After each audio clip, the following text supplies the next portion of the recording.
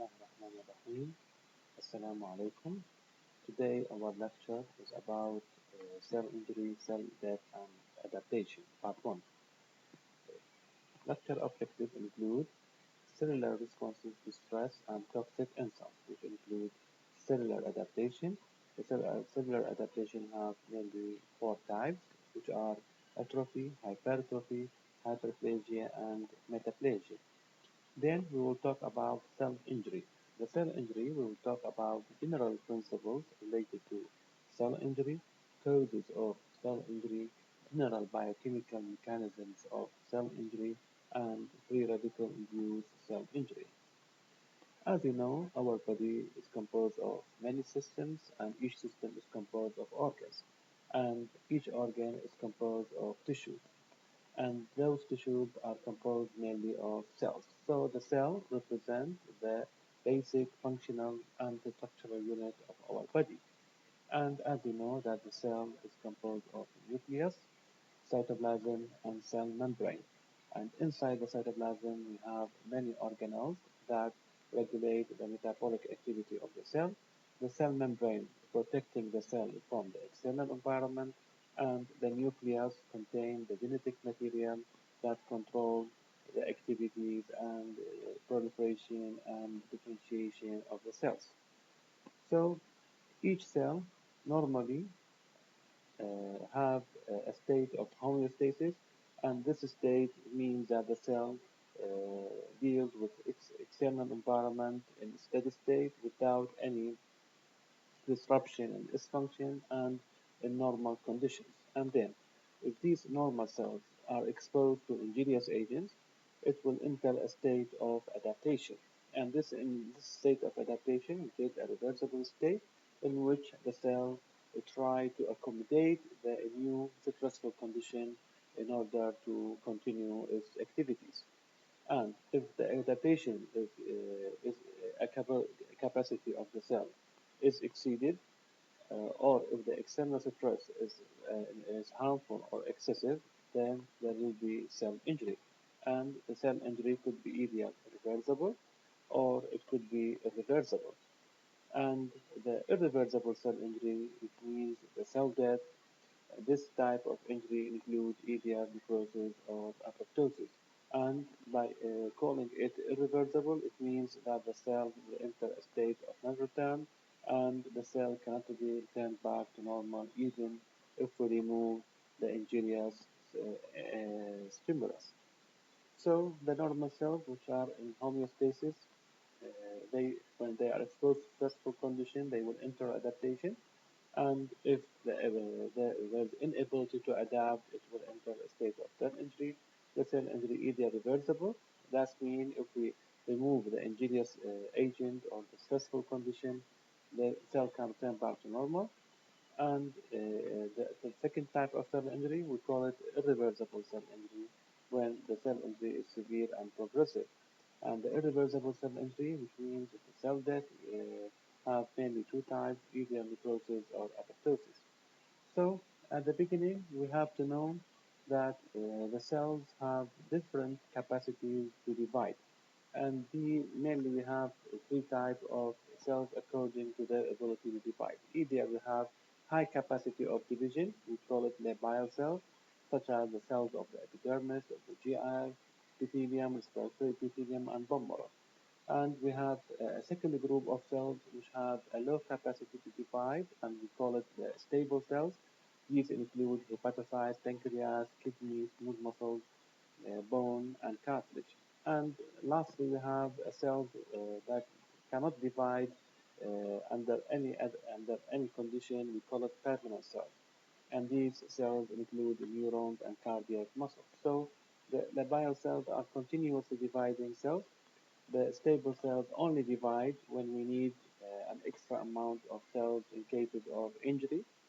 And the permanent cells, these type of cells cannot divide under any situation, and therefore if there is any injury to the neurons of the cardiac muscle, it will end with fibrosis and without production of immune cells, and this represents the permanent cells. So The cellular adaptation, the first type of cellular adaptation, we call it atrophy. Atrophy means shrinkage in the size of the cell, and this shrinkage of the size of the cell occurs due to the loss of the cellular substances, resulting in decrease in the size of the organs. And the causes of atrophy may include decrease in the workload, denervation, for example, paralysis of the limbs due to nerve injury or polymyelitis, undernutrition, for example, starvation, loss of endocrine stimulation, for example, atrophy of the gonad in hypopituitarism, aging, and diminished blood supply. The mechanism of atrophy include, first of all, results from decreased protein synthesis and increase in the protein degradation in the cell. It is also accompanied by increased autophagy, which is called self-eating, which is a process in which the starved cell eats its own components in an attempt to find nutrients and survive. So this is an example of a brain of normal size in young adult, and this is a brain in patient who has old age patient with atherosclerotic disease. You can see the there is widening of the sulci and atrophy of the gyri of the brain in response to these pathological changes. Now, the second adaptational change is hypertrophy. Hypertrophy means increase in the size of the cells that will result in increase in the size of the organ. And it's mainly occurring in those cells who cannot divide. As we said, the cardiac cells and the neural cells. These two types of cells cannot divide.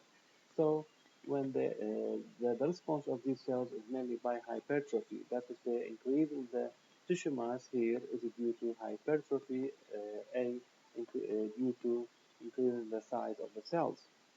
And the hypertrophy could be either physiological or could be pathological. Physiological hypertrophy occurs in cases of enlargement of the uterus in pregnancy, skeletal muscles in athletes, or manual workers, and also occurs when there is compensatory mechanisms after refractory. Pathological, for example, left ventricular hypertrophy. And you can see here, this is the left ventricle in patients having hypertension. And in cases of hypertension, there will be increase in the resistance inside the blood vessels, and the heart will try to push the blood against a high resistance from the blood vessels. So the heart will try to accommodate or adapt to this high resistance of blood vessels by increasing the thickness of the myocardium of the left ventricle. This is called left ventricular hypertrophy. Mechanism of hypertrophy. The hypertrophy is the result of increase in the production of proteins.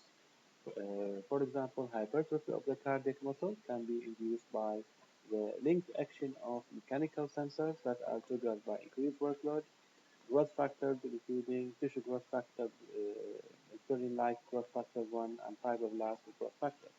Bioactive agents such as alpha-adrenergic agonists, endothelin 1, and angiotensin 2. All these are chemical mediators, and uh, these are represent chemical message between the cells that trigger the process of hypertrophy.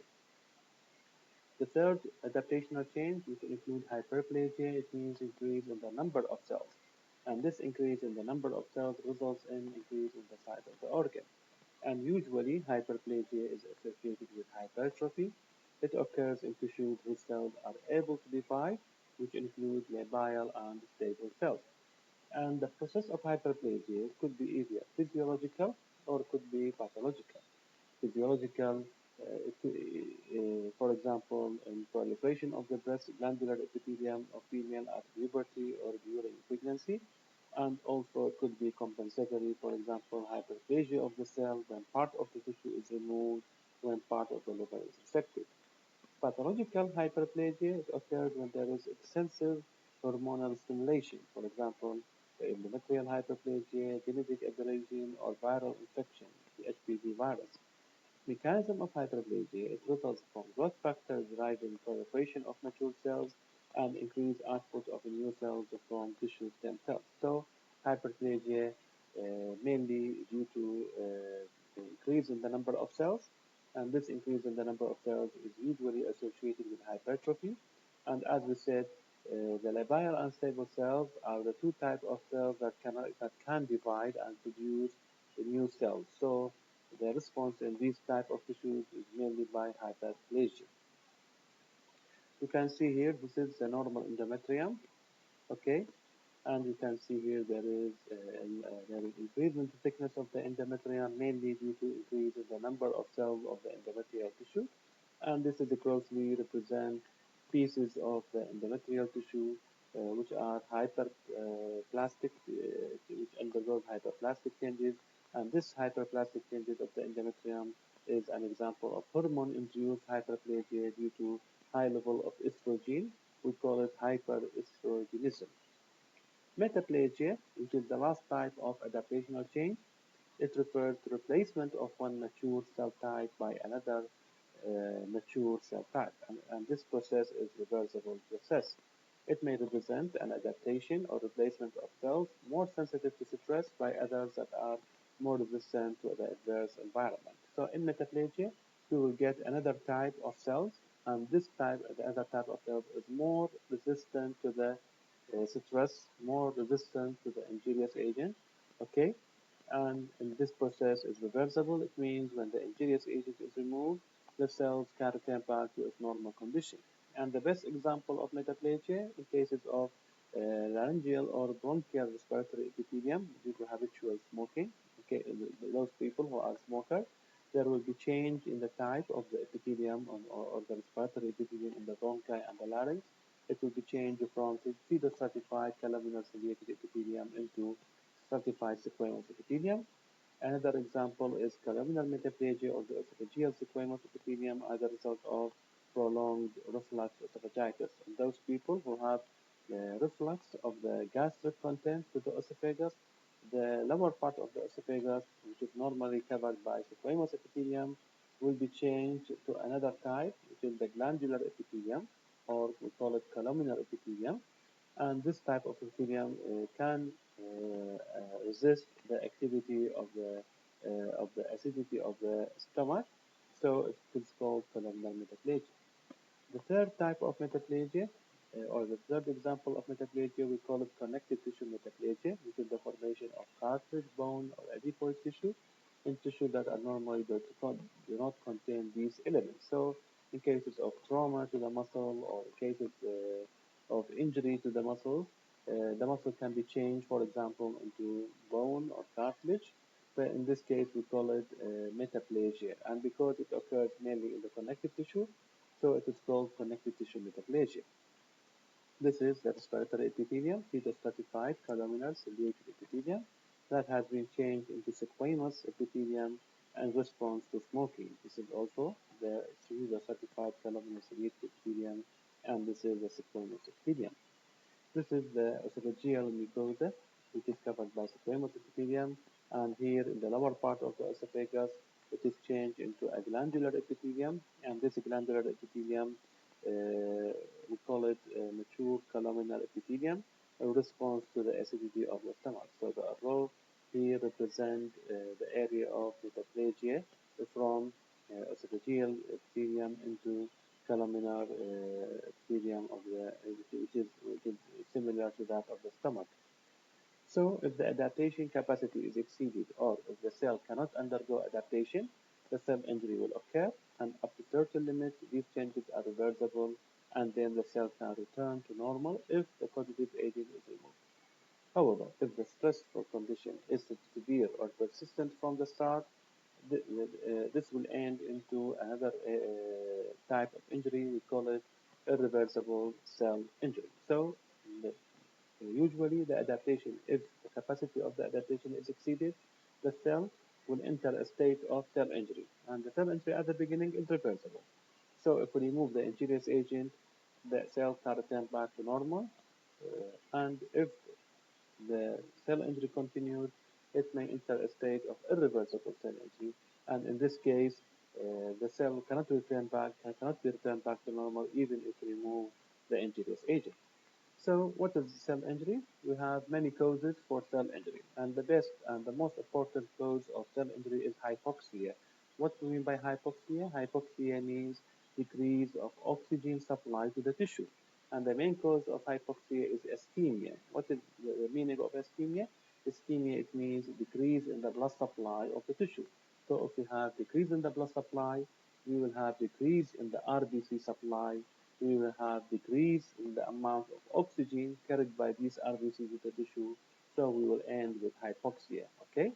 The other cause of hypoxia is cardiac or respiratory diseases. Various causes, various types of diseases that may affect the heart or the lung can result in hypoxia and decrease in the oxygen supply to the tissue.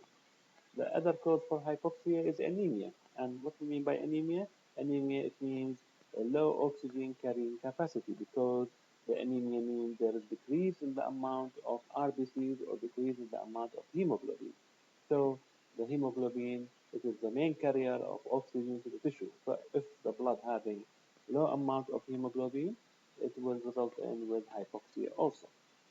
So in addition to hypoxia, we have other causes for cell injury, and this may include physical injury, temperature, radiation, electrical shock, trauma, changing in the atmospheric pressure, chemical agents and drugs, microbial agents, viruses, bacteria, immunological reactions, hypersensitivity reaction, anaphylactic shock, and autoimmune diseases, genetic disorders, for example, Down syndrome and sickle cell anemia, nutritional imbalance, vitamin deficiency, protein deficiency, increased fat, and alcoholism. So the nutritional imbalance includes both deficiency and overweight. In cases of increased fat, in case of obesity or overweight, it could also represent a nutritional imbalance or nutritional type of injury. The last cause of cell injury includes aging. So, general principles related to cell injury, cellular response to injurious stimuli depends on the type of the injury, duration, and its severity. So, if according to the type of injury, whether physical, whether chemical, whether microbial, whether ischemic, there is various responses of cells. The duration of this injury, if it is short time, if it's for long time, also will result in various types of cell injury. The severity of the injury, whether mild, moderate, or severe, also may affect the cellular response to injurious stimuli. Consequences of an injurious agent depending on the type, status, and the genetic makeup of the cell. So not only the injurious agent that may affect the outcome, but also the type of the cell, the status of the cell, the genetic makeup of the cell, also affecting the outcome of the injury. There are four intracellular systems which are vulnerable to injury, and these four intracellular systems include the mitochondria, which produce ATP, the protein synthesis apparatus, which includes the rough endoplasmic reticulum and the ribosome, the integrity of the genetic apparatus inside the nucleus, and the cell membrane that cover the cell from outside. So those four areas inside the cell are vulnerable to injury. Okay, which include mitochondria, protein synthesis, the nucleus, which include the genetic apparatus of the cell, and the cell membrane. General biochemical mechanisms of cell injury. First of all, we have ATP depletion, frequently associated with both hypoxic and chemical injury. For example, in cases of cyanide poisoning, oxygen deprivation or generation of reactive oxygen species or free radicals which can cause cell injury, loss of calcium ion homeostasis, defect in the plasma membrane permeability, and mitochondrial damage. And you can see here, in cases of cell injury, we may have mitochondrial damage, and in cases of mitochondrial damage, we will have decrease in the amount of ATP production from the cell from these mitochondria, and also there will be increase in the reactive oxygen species. Loss of calcium ion homeostasis will result in entry of calcium inside the cell, and this also may result in a problem and in cell injury. Membrane damage also may result in cell injury, and protein misfolding and DNA damage also may result in cell injury. So, in the last part of our lecture, we will discuss the free radical induced cell injury. Free radical species are chemical substances with unpaired electron in the outer orbit. These substances are unstable, so it reacts with any organic or inorganic substances to be stable. Example of free radicals include superoxide anion and hydroxyl radicals. So as you know, that each atom have usually a pair of electrons, okay, or is in the outer orbit of the atom. So if there is only single unpaired electron in the outer orbit, the cell will become unstable, okay, and this atom will become unstable, so it will react easily with any substance to be stable, okay. So these free radicals can cause cell injury by DNA fragmentation, which will result in cell death and metaplasia, membrane damage through the process of lipid peroxidation, cross-linking of protein, which will enhance loss of the enzyme activity or cause the fragmentation of the protein. Normally, we have several systems inside our body to inactivate the free radicals, okay? And these systems could be either enzymatic or non-enzymatic. Example of these systems, glutathione peroxidase and superoxide dismutase. These two types of enzymes, they act to deactivate the free radicals or inactivate the free radicals so it will prevent the cell injury. Endogenous or exogenous antioxidants, for example, vitamin E, vitamin A, vitamin C, and beta carotene. These antioxidants, which are natural vitamins inside our body, these antioxidants help the body to inactivate the free radicals so it will prevent the cell damage. And this is uh, what, uh, what we call it eating healthy diet, eating fruit, eating vegetables.